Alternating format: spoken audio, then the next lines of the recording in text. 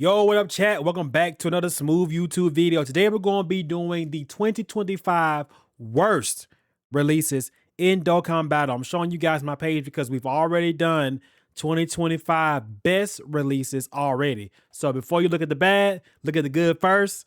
Check that out. This video I am recording on Christmas Day, but it will be dropped later on, probably during the weekend, where you guys can actually sit down and enjoy it, and when things kind of calm down during the holiday season. All right, let's go over the worst releases of Dokkan Battle 2025. Now, I'm not going to say that the 10th anniversary characters are the worst. They're like tweeners. Think about, you know, like wrestling, right? Like we got somebody like Seth Rollins, who's clearly a heel, but he also gets reactions like he's a babyface, right? So we call those tweeners.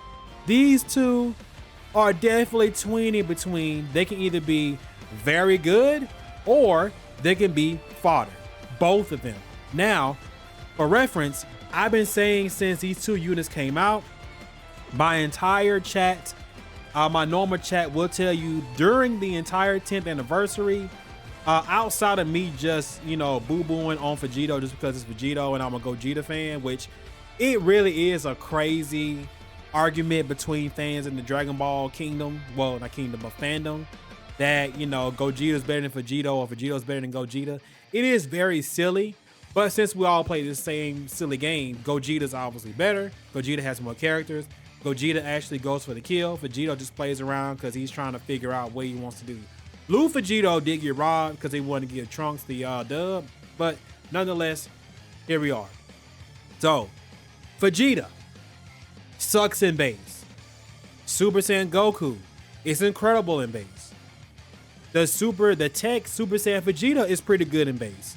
The Super Saiyan Goku is very good in the other base of this LR Gogeta. Now, when the two fused, Vegito ran this game for 6 months, then GDC came in and said, nope, not anymore. No longer will Vegito run this game. Dude, I don't know what they were thinking. I don't know. But 10th, like the anniversary characters are supposed to run the game for their entire year. These two only had a 6-month span of being top dogs, and I really do think it's only because they had to switch their whole entire schedule around, so that also brought their demise up a lot faster. But Dokkan went crazy with power creep. Now look, I'm one of those people that actually did like what they did, because no one character besides LR King Goma is like the best. Like, you have to actually build a team. All characters are being used. I love this era of Dokkan. Like, give us a bunch of different fights. I don't want to run the same characters all the freaking time. I don't want to. That's not fun. Like, running these two all year long would have been boring to me.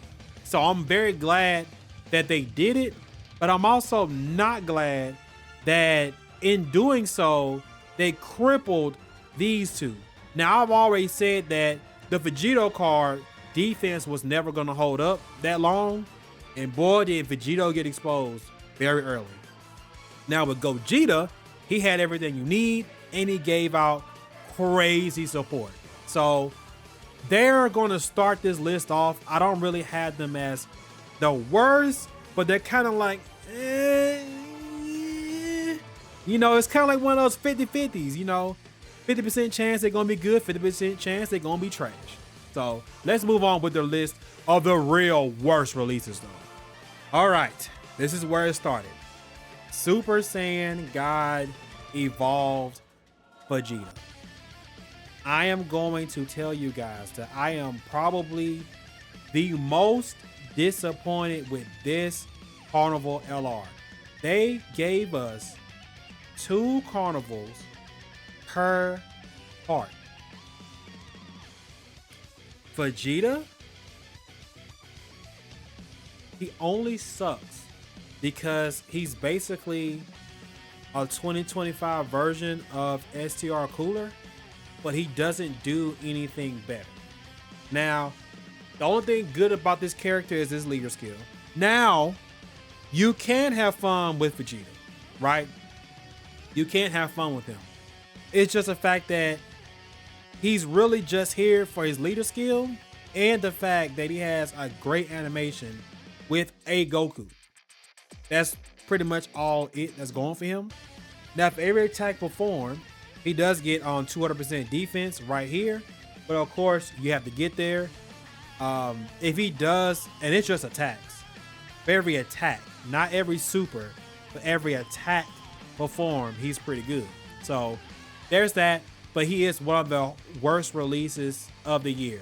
Now, me saying that, no, LRN Frieza is not on this list because LRN Frieza leads Battle of Fate, and that Frieza Goku card actually has a lot going for them. It's just the fact that Dokkan Twitter decided they suck, they hate them, blah, blah, blah, blah, blah. Whatever the case is, I've always ran them in slot 3.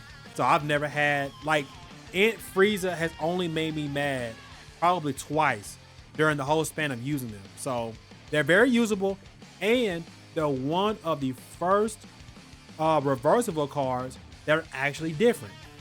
We have two.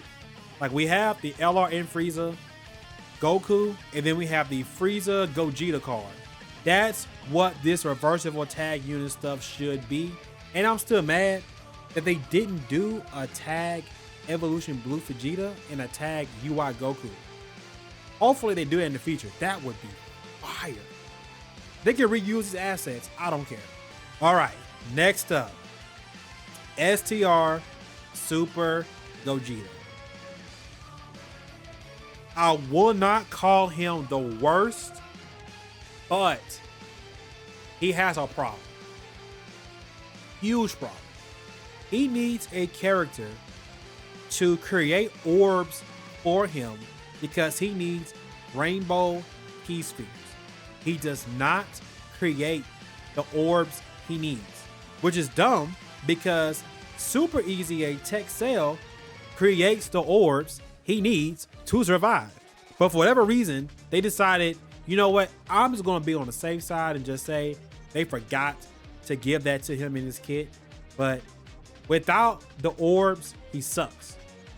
So, don't know if you guys have noticed or not, but when you look at the category and the teams that he's on, there is currently not any characters that creates rainbow key spheres that is usable.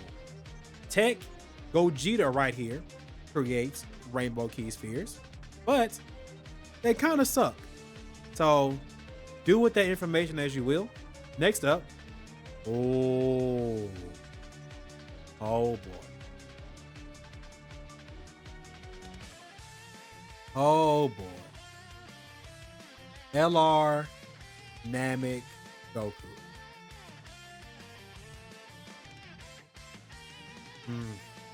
Man, we were so hyped about them getting their Easy A, but Goku he does not do it for me, bro. He's definitely the worst. He's one of the worst Easy A's of the year. Easy runnable, yes. Easy usable, yes. Did they screw him? Absolutely. Why? I don't know. This Goku has the good animations. He has the frown. Yeah, Dokkan really just let the whole community down with this one, man. It's terrible because Frieza, when they came out, Frieza was slightly better, and you know, Frieza aged better, and that was still the same case. So it's terrible, dog. Next up, I think we all can agree that Super Saiyan 3 Vegeta Mini Vegeta was a bum release. He did not become good until he got his exclusive equips to get more defense on him. Yeah, I remember correctly. Like, this Vegeta never really got good until his exclusive equips came out, where you got all that raw defense for him to actually stay in slot 1 and actually do what he was meant to do. So I feel like if the correct adult Super Saiyan 3 Vegeta comes out that pairs well with this one and gives him extra damage reduction or extra defense, I think this Vegeta's gonna pop off. I think.